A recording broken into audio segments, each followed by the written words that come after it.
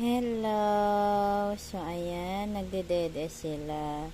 So, sinabi ko kay Yuki, tis-tis mo na siyang magpadede.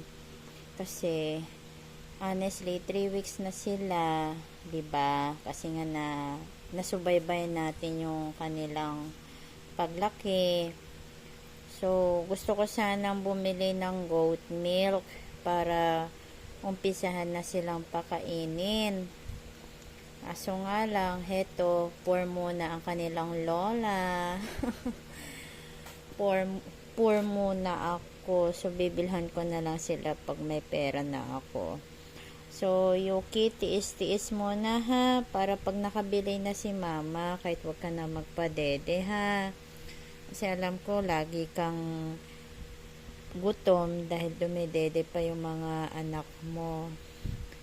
So, actually, na-research ko naman na pag mga 3 weeks na pwede na silang kumain ng solid food. So, ayan, ganyan muna sila, dedede muna sila. Pero pag may ano na ako, pag may pera na ako, bibili na ako ng goat milk para sa kanila. Ayan. May dede sila eh.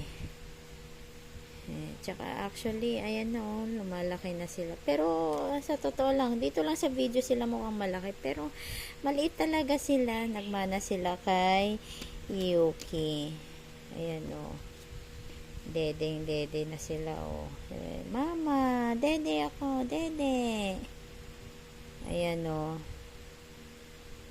So, ewan ko lang kung may nadedede pa sila kay Yuki. May gatas ka pa ba, Yuki? Sige, gagawa ng paraan si mama, ha?